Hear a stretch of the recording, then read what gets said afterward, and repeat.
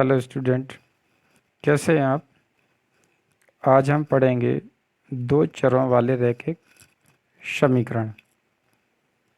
सबसे पहले इसकी भूमिका देखते हैं क्या है।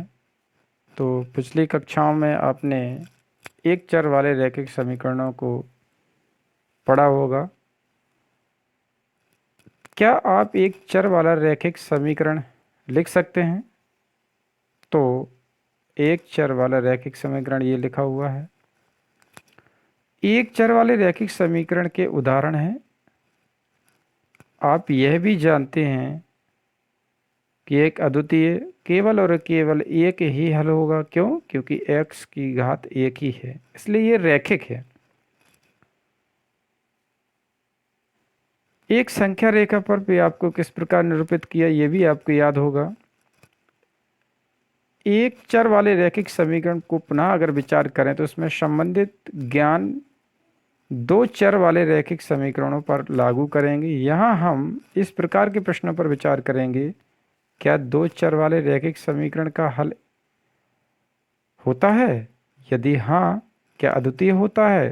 कार्तीय तल पर हम किस प्रकार दिखाई पड़ता है? इस प्रकार के प्रश्नों का अध्ययन हम करेंगे। तो रैखिक समीकरण के बारे में सबसे पहले पढ़ते हैं। इसमें हम अभी तक आपने जो अध्ययन किया उस पे आपको ध्यान देना है कि 2x + 5 बराबर क्या लिखा है? 0। ये एक रैखिक समीकरण है। अगर इसको हम हल करें 2x + 5 बराबर 0 तो x बराबर -5, तो x बराबर -5/2। तो यहाँ पर हमने x का जो मान निकाला वो उसका मूल जो आया, जो मान आया वो -5/2। इस संख्या रेखा पर इस प्रकार प्रदर्शित कर सकते हैं कि जो नीचे दी गई आपकी आकृति में कहाँ पर होगा -5/2। जो संख्या रेखा बनाएंगे 0 इस तरफ धनात्मक, इस तरफ क्या ऋणात्मक, और ये -5/2 कहाँ पर होगा? 3 और -2, मतलब 2 का भाग अगर हम 5 में दें तो 2.5 आएगा। मतलब 2 एक पूर्णांक है, 2.5 एक अपूर्णांक है, क्योंकि ना तो वो पूर्ण रूप से 3 है ना ही पूर्ण रूप से 2 है, इसलिए अपूर्णांक है। इस समीकरण को हल करते समय निम्न बातों का ध्यान रखना होता है। एक रैखिक समीकरण पर कोई प्रभाव नहीं पड़ता। कब? समीकरण के दोनों पक्षों पर समान संख्या जोड़ी और घटाई जा सकती है। समीकरण के दोनों पक्षों में समान शून्यतर, मतलब शून्य ना होकर गुणा और भाग किया जा सकता है। ये दो बहुत ही महत्वपूर्ण है। अब इस कंडीशन पर हम विचार करें। ध्यान से देखना आपको यहाँ पर कि नागपुर में भारत और श्रीलंका के मैच खेले। एक दिवसीय अंतर्राष्ट्रीय मैच के दो बल्लेबाजों ने एक साथ मिलकर 176 रन बनाए। इसकी जानकारी अगर हम एक समीकरण से प्रस्तुत करें तो कैसे कर सकते हैं? यहाँ पर बल्लेबाज कितने हैं? 2।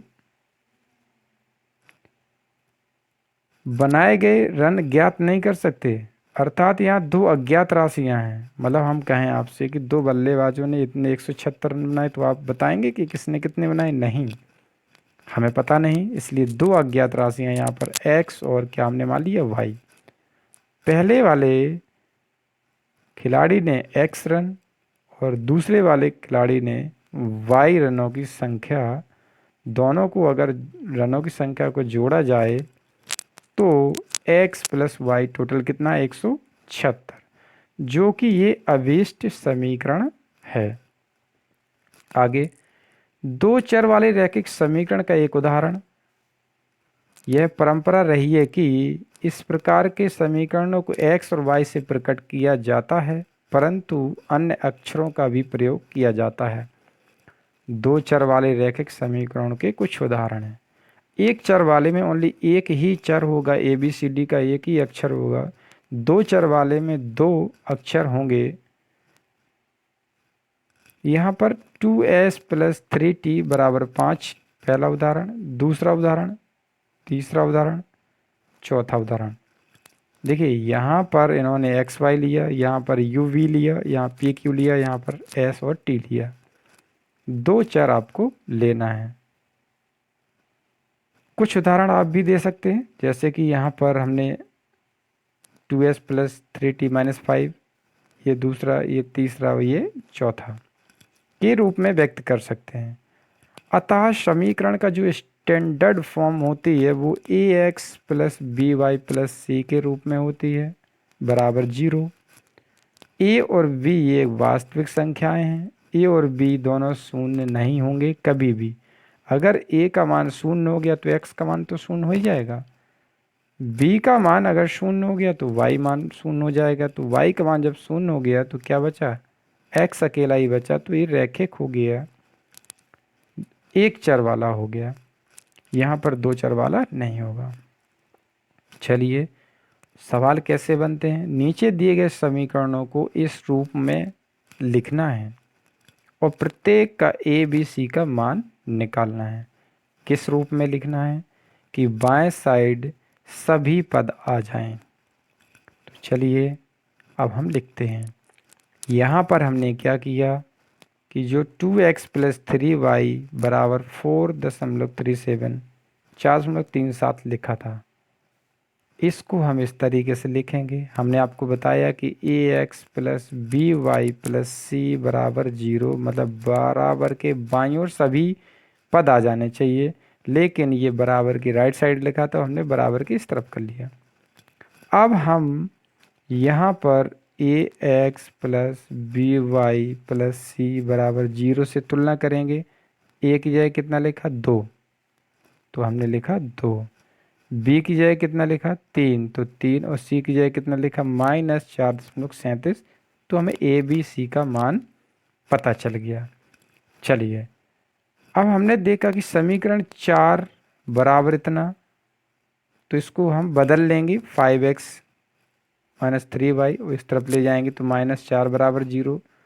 यहाँ पर x का गुणांक क्या है, a कहलाता है, इसलिए 5। y का गुणांक क्या कहलाता है, b, अर्थात -3।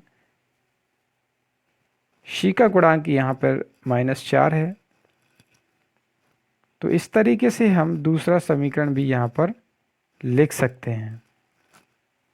आगे समीकरण लिखा आपका 2x बराबर y, तो 2x माइनस वाई बराबर 0। तो ax plus B Y plus C बराबर 0 से तुलना कर लेंगे। a बराबर 2, b बराबर कितना, -1, और c बराबर 0 आपका आ जाएगा। तो ax प्लस बी बराबर 0 दो चर वाले रैखिक समीकरणों का एक उदाहरण है, क्योंकि y बराबर क्या है, 0। y बराबर यहाँ पर क्या है, 0। एक ही उदाहरण है। उदाहरण के लिए हम ये कहें कि 4 माइनस 3x बराबर 0, तो -3x पहले लिखेंगे, फिर y वाला पद लिखेंगे। लेकिन y यहाँ पर नहीं है, तो उसका पद का गुणांक क्या होगा, 0 होगा। +4 पहले से लिखा हुआ, तो लिख देंगे बराबर 0। इस रूप में हम लिख सकते हैं। ध्यान दीजिए कि यहाँ पर निम्नलिखित में प्रत्येक के दो चर वाले रैखिक समीकरणों के रूप में व्यक्त करना है। x बराबर -5, y बराबर 2, 2x बराबर 3, 5y बराबर 2। कैसे व्यक्त कर सकते दो चर वाले रैखिक समीकरण में, तो देखिए ध्यान से, x प्लस y वाला पद हो, लेकिन y का गुणांक कितना है, 0, और माइनस इस तरफ लेके आए तो +5 बराबर कितना, 0। ये आपका रैखिक समीकरण हो गया दो चर वाला। लेकिन y का मान यहाँ पर क्या है, y के गुणांक का मान क्या है, 0, मतलब b का मान क्या है, 0। इसी तरीके से y बराबर कितना है, 2, तो 0x इंटू प्लस के y माइनस 2, ये आपका दूसरा समीकरण हो गया। अब ये आपका ये बचा है 2x प्लस 0y माइनस 3, इस तरफ ले आएंगे तो बराबर 0। ये आपका दो चर रैखिक वाला समीकरण हो गया। 5y बराबर 2, तो 5y माइनस 2 बराबर 0। लेकिन यहाँ पर x क्या है, 0 को गुणांक 0 है, प्लस 5y माइनस 2 बराबर 0। ये आपका दो चर रैखिक वाला समीकरण है। चलिए अब आपको एक प्रश्नावली है जो आपको यहाँ पर करनी है। एक नोटबुक की कीमत एक कलम की कीमत की दोगुनी है। इस कथन को आपको दो चर वाले रैखिक समीकरण को करना है। हम आपको यहाँ पर हिंट दे रहे हैं कि नोटबुक की कीमत x मानो, कलम की कीमत क्या मानो, y मानो। अगर नोटबुक की कीमत x है तो यहाँ पे लिखा है नोटबुक की कीमत एक कलम की कीमत की दोगुनी है। किसकी? नोटबुक की। किसकी दोगुनी है? कलम के। तो कलम का गुणा दो का गुणा कर देंगे तो x बराबर कितना हो जाएगा? x बराबर 2y हो जाएगा। मतलब जो नोटबुक की कीमत है वो कलम के क्या है? आधे है या दो गुना है। दो गुना कैसे? मतलब कलम में हम दो का गुणा कर दें तो वो उस नोटबुक के बराबर हो जाएगा। तो x बराबर 2y हो गया। अब हमें समीकरण बनाना है x माइनस 2y प्लस 0 बराबर 0, या हम ये कह सकते हैं कि x माइनस 2y बराबर 0। ये आपका दो चर रैखिक वाला समीकरण बन गया। सिंपल है, आपको ax प्लस बी वाई बराबर 0, एक्स और ax प्लस बी वाई बराबर 0 ए बी सी के मान आपको निकालने हैं। निकालने से पहले आपको समीकरण ax plus B Y plus C बराबर 0 लिखना होगा। बराबर के बाएं साइड सभी पदों को लिखना होगा। फिर हम कंपेयर करके हम इसका मान निकाल सकते हैं। कि मुझे पूर्ण आशा है कि आप जो समझाई गई एक्सरसाइज जो टॉपिक है वो आप अपने फेयर कॉपी में कर लेंगे। तो इसके आगे रैखिक समीकरण का जो हल है वो आपको नेक्स्ट